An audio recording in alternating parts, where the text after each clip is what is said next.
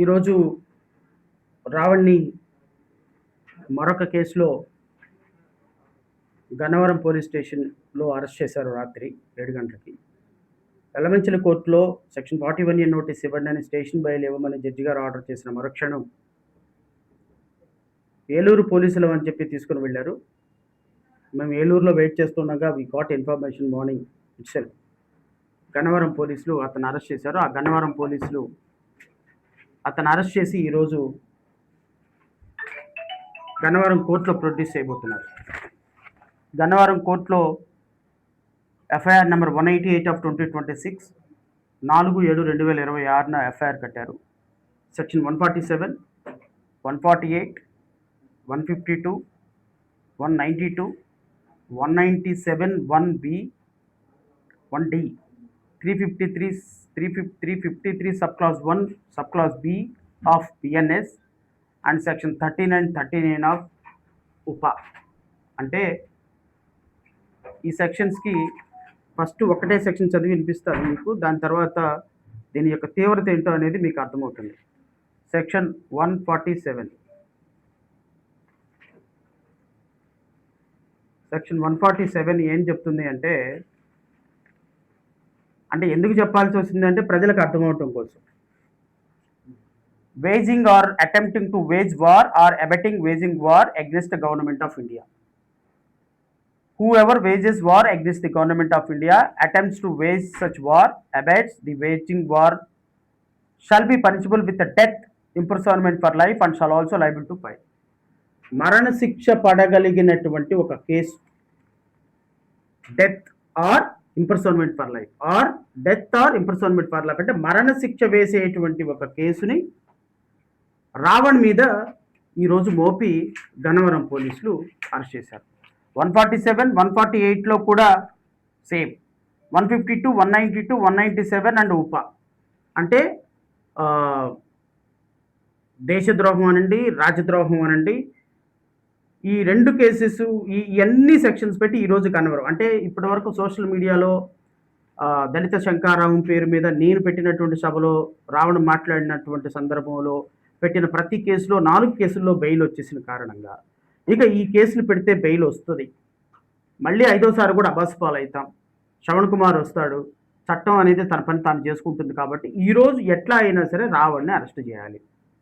రావణ్ని arrest చేసి రావణ్ మీద ఇప్పటి వరకు పెట్టిన 102 కేసులు ఏదైతే ఉన్నాయో ఈ 102 కేసెస్లో ప్రతి ఒక్క కేసులో, ఎందుకంటే చట్టంలో ఒక్కసారి కనుక 14 days రిమాండ్ వచ్చింది అంటే ఇక 102 కేసెస్లో మళ్ళీ కొత్త ఎఫ్ఐఆర్లు కట్టి వాటిలో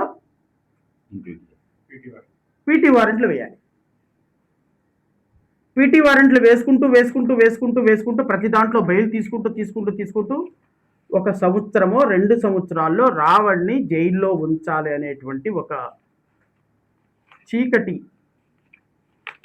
ఒప్పందంతో రాష్ట్ర ప్రభుత్వం వేసినటువంటి ఒక చీప్ ట్రిక్ ఇది.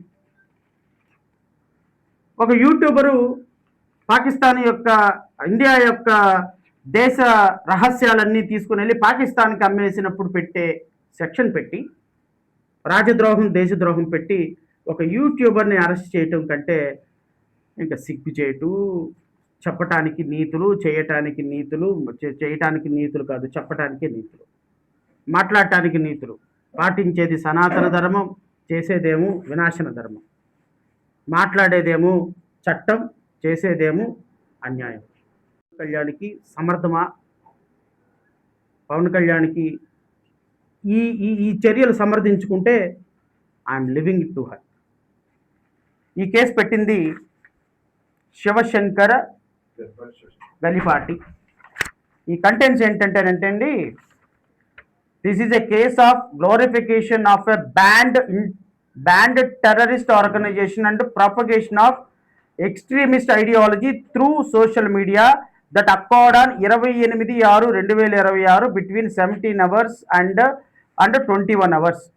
28వ తారీఖు జూన్లో బిట్వీన్ 17 అంటే 5 గంటల నుంచి 21 వరకు 21 hours at Gannavaram village and mandal and social media and was reported on 4/7/2016 a complainant Garipata Shivashankar, son of Veer Venkateshwara Rao, aged about 44 years.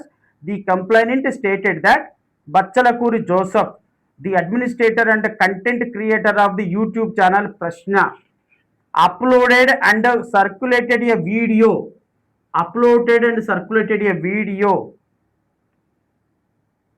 alleging containing speeches that glorified the banned terrorist organization CPI Maoist.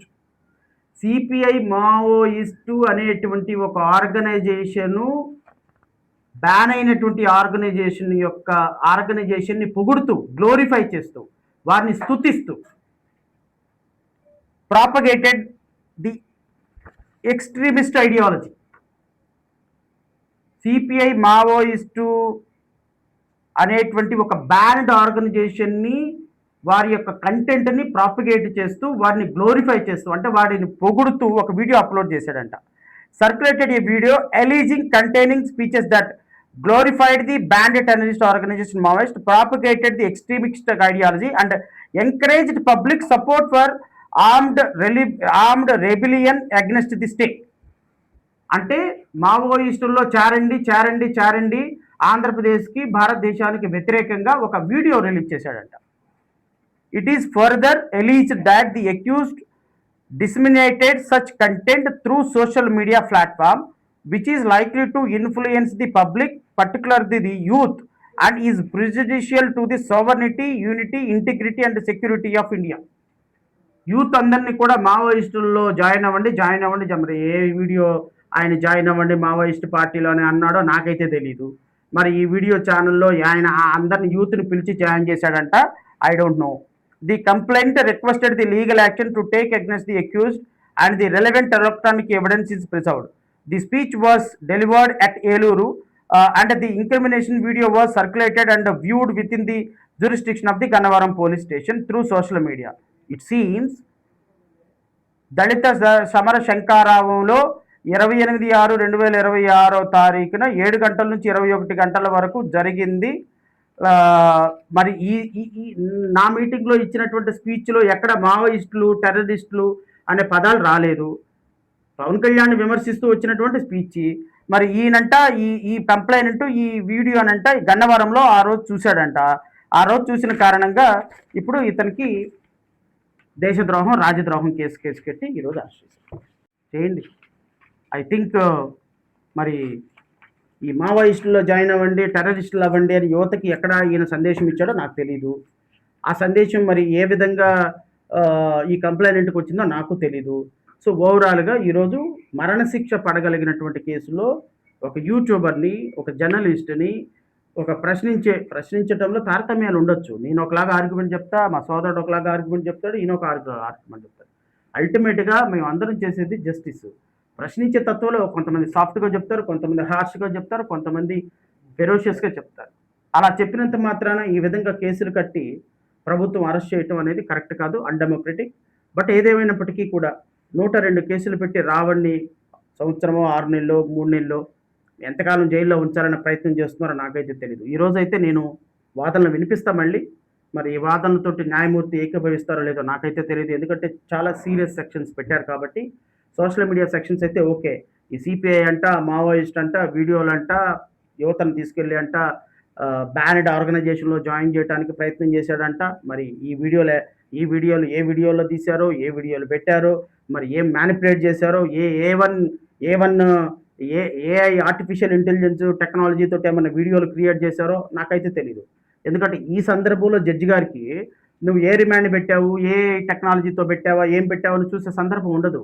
మనం ఏది మాట్లాడినా, పోలీసులు ఏది produce చేసినా కూడా subject to confirmation, ప్రాథమికంగా మీ మాట్లాడినటువంటి video మాకు పోలీసులు సబ్మిట్ చేశారు కాబట్టి మీరు ఏదైనా ట్రయల్లో చూసుకోమని సహజంగానే జడ్జెస్ రిమాండ్ చేసేటప్పుడు ఇవన్నీ ఏం చూడరు. సో ఈరోజు రిమాండ్ తీసుకోవాలి అనేటువంటి కంటెస్ట్ తోటి ఏదో ఒక ఆర్టిఫిషియల్ ఇంటెలిజెన్స్ తోటి ఒక వీడియో తయారు చేసి ఉండొచ్చు. లేదా ఒకవేళ ఆయన ఏమైనా ప్రభుత్వానికి వ్యతిరేకంగా ప్రశ్నించి ఉండొచ్చు. ఆ ప్రశ్నించే దాన్ని మావోయిస్టు టెక్నాలజీతో, సిపిఐ మావోయిస్ట్ తోటి అటాక్ చేసి ఉండొచ్చు. ఏదేమైనప్పటికీ కూడా ఒక జర్నలిస్ట్ని తీవ్రవాదిగా పరిగణించి, ఒక మాట్లాడే తత్వాన్ని తీవ్రవాదిగా పరిగణించి, మరి నేను అంటున్నా పిఠాపురంలో కేసు పెట్టినప్పుడు ఈ ఎఫ్ఐఆర్ గురించి ఎందుకు బయటకు రాలేదండి? సర్పవరంలో కేసు పెట్టినప్పుడు ఎఫ్ఐఆర్ గురించి ఎందుకు బయట రాలేదండి? నిన్న మచిలీపట్నంలో కేసు పెట్టినప్పుడు ఎఫ్ఐఆర్ గురించి ఎందుకు బయట రాలేదండి? నిన్న పైకరావుపేటలో కేసు పెట్టినప్పుడు ఎఫ్ఐఆర్ గురించి ఎందుకు బయట రాలా?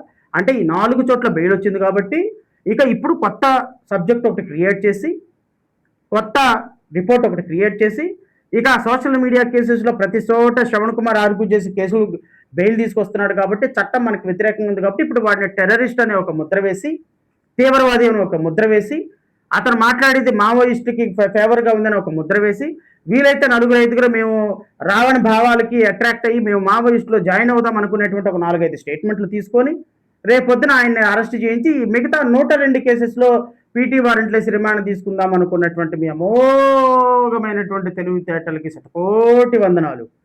164 సీట్లను చాలా అద్భుతంగా వాడుతున్నారు. పవన్ కళ్యాణ్కి ఇచ్చిన 100% స్ట్రైక్ రేట్ని చాలా అద్భుతంగా వాడుతున్నారు. వాడండి.